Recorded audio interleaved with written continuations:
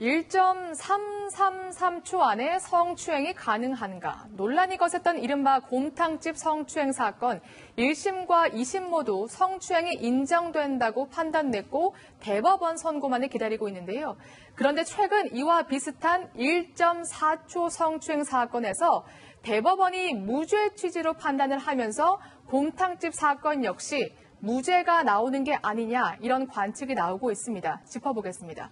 서 기자, 아무래도 모르는 분들이 있을 것 같아서 곰탕집 성추행 사건이 어떤 사건인지 한번 다시 짚어봐야 할 것 같아요. 말씀하신 것처럼 1.333초 그 짧은 순간 안에 성추행이 일어날 수 있냐 없냐 이 논란으로 굉장히 이슈가 됐던 사건입니다. 이 사건은 지난 2017년 이 대전의 한 곰탕집에서 30대 남성 일행이 배웅을 하던 중에 지나가던 여성의 신체를 일부 만지게 된 혐의로 재판에 넘겨졌는데 네. 그 과정에서 이 남편의 아내가 이 국민청원 게시판에 억울하다면서 글을 올리면서 이 사건이 발단이 됐습니다. 당시에 CCTV 영상도 공개가 됐는데요. 영상을 다시 한번 보시면요.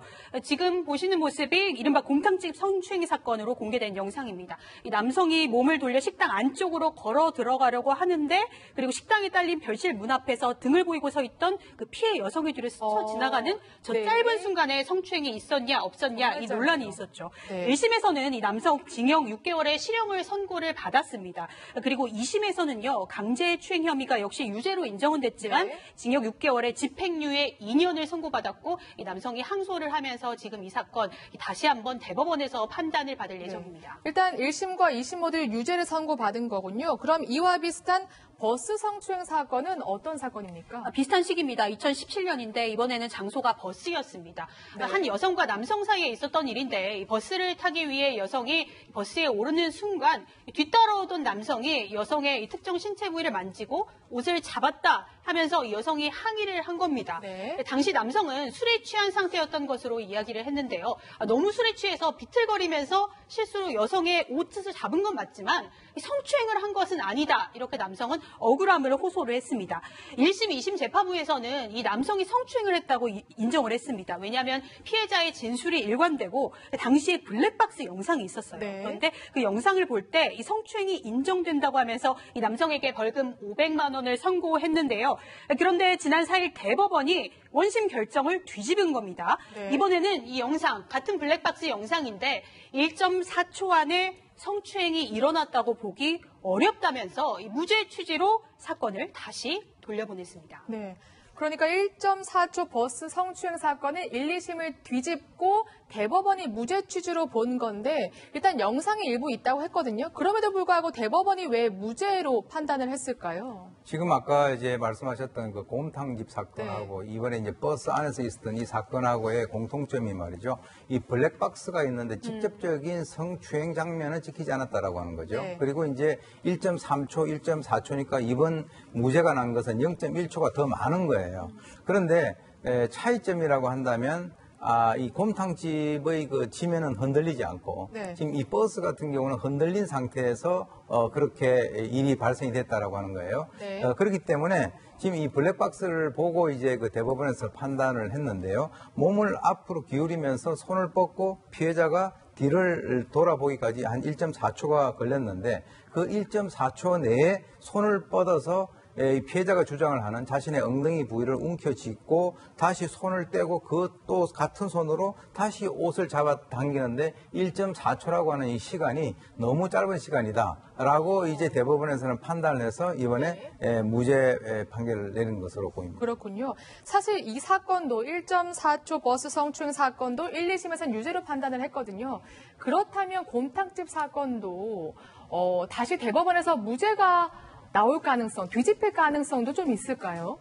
가능성도 배제할 수는 없는데요. 일단 네. 보면 두 가지 아까 교수님 말씀하신 대로 1.3초는 한 가지 행위를 했지만 1.4초는 똑딱 요 기간 동안에 두 가지 행위를 했다는 것은 아마 재판부에서 조금 의심을 한 것 같아요. 합리적 의심이기 때문에 네. 아까 교수님 말씀한 대로 유죄 추정이 아니고 무죄 추정의 원칙에 따라서 해준 것 같은데 네. 아까 곰탕집 같은 경우에는 조금 일관성이 너무 여성분이 피해자가 진술이 크기 때문에 네. 조금 힘들 것 같아요. 제 생각에는. 그렇군요.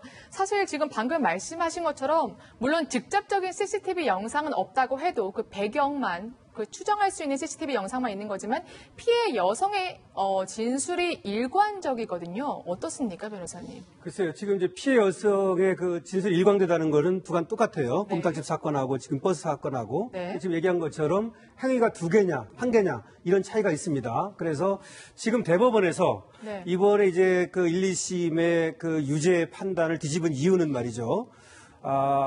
인두비오 프로레 원칙이라고 하는 게 있어요. 네. 우리말로 풀어서 얘기하면 어려운데요. 의심스러울 때는 의심스러울 때는. 피고인의 이익으로 판단한다는 거예요. 그러니까 의심스럽다, 확실하지 않다. 이럴 때에는 피고인의 이익으로 판단한다. 그거를 이번에 언급을 했어요. 그러니까 무죄 추정의 원칙, 그다음에 의심스러울 때는 피고인의 이익으로라는 원칙을 언급하면서 이 사건에서는 확실하게 유죄가 입증되지 않는다라고 하는 것이죠. 네. 의심스럽다는 겁니다. 네. 그래서 이제 무죄를 판단했다는 것이고 곰탕집 사건으로 가면 이거는 이제 어떻게 볼지 모르겠어. 하나의 행동이고 네. 하나의 행동은 그 시간 안에 가능하다. 이렇게 본다면 의심스럽지는 않다. 네. 이렇게 본다면 이건 이제 역시 유죄가 되는 거고. 네. 근데 이것도 역시 의심스럽다고 볼 여지는 있어요. 네. 그래서 대법원의 판단을 기다려봐야 됩니다. 그렇군요. 어쨌든 지금 말씀해 주신 분을 좀 쉽게 풀어보면 명확한 증거가 없을 때에는 그래도 무죄로 본다. 이렇게 볼 수 있을까요? 그렇죠. 지금 이제 명확한 증거가 없는 상태이기 때문에 가장 핵심적인 것이 이 두 개의 사건이 거기에 이제 이 CCTV가 있다라고 하더라도 바로 그 성추행하는 장면이 찍혔다라고 하면은 그것은 어떻게 보면은 뭐 전혀 그 바꿀 수가 없는 그런 상황인데 지금 이제 여러 가지 논란이 있을 수가 있지 않습니까? 그리고 이제 특히 중요한 것이 보통 그 움직이는 뭐 차라든가 또는 전철이라든가 이런 데서는 이 지면 자체가 움직이기 때문에 앞으로 이런 상태에서 혹시 의도하지 않았는데 성추행으로 오해를 받을 수 있는 그런 어떤 가능성도 이것이 사실은 일상적으로 있을 수가 있는 그런 네. 일이거든요. 그런 의미에서는 이번에 이제 대법원의 어떤 그 판결이라고 하는 것이 좀 여러 가지 의미를 가지고 있는 것으로 보는데 네. 아까도 말씀드렸습니다만 이 두 가지 사건이 하나는 움직이지 않는 그런 그 곰탕집 내고 네. 하나는 이게 차가 이렇게 흔들거릴 네. 상태에서 술에 취해서 이렇게 짚는 상태에서 발생이 됐다는 것이 조금 차이가 아닌가 그렇죠. 이렇게 생각이 됩니다. 그러니까 사건의 차이가 있기 때문에 다 이렇게 단정하거나 저희가 추정을 확정할 수는 없을 것 같습니다. 어쨌든 두 사건을 살펴보니까요, 변호사님. 성추행 사건이 정말 판사들이 진짜 힘들겠다 이런 생각이 들거든요. 1.33초, 1.4초 이렇게 초까지 따져가면서 영상 감정사까지 불러서 감정을 하고요. 하지만 사실 이 판결 하나로 한 사람의 인생이 억울해질 수도 있는 것 같고요. 그럼요. 그래서 굉장히 조심스럽습니다. 이런 말이 나옵니다. 과거에는 이제 강력 사건 범죄를 나쁜 범죄라고 봤죠. 근데 지금은 사실은 다른 사건보다도 이 성범죄가 이 가해자한테 주는 어떤 뭐 징역형이라든지 이걸 떠나서 그 다음에도 어떤 신상 공개라든지 내지는 취업 제한이라든지 수많은 네. 어떤 피해가 있거든요. 만약에 이제 이 사람이 무죄인데 유죄가 됐을 경우 말이죠. 네. 그렇기 때문에 더욱 이 사건에 대해서는 유무죄를 잘 판단을 해야 되는데 판사는 사실은 신이 아니잖아요. 그렇죠. 그렇기 때문에 결과적으로 다른 증거에 의해서 판단을 하는 건데 이렇게 CCTV 같은 것이 분명하지 않을 경우에 근데 피고인은 일관되게 진술할 경우에 네. 이때 이제 고민에 빠질 수밖에 없죠. 그래서 판사는 원래 신의 대리인 역할을 하는 것이거든요. 그렇기 때문에 고민을 거듭해서 판결을 할 것으로 봅니다만 네. 어쨌든 성범죄가 가지는 의미, 물론 피해자한테 가지는 의미도 있습니다. 네. 이런 것들을 따져가지고 신중하게 판단을 해야 될 것이고 또 나아가서는 증거를 채집하는 데에도 수사 단계부터 아주 심혈을 기울여야 될 것으로 보입니다. 네. 한 사람의 삶이 담긴 판결인 만큼 대법원이 잘 판단을 해 주시리라 믿습니다. 다음은 사건 돋보기 시간인데요. 첫 번째 돋보기 열어보겠습니다.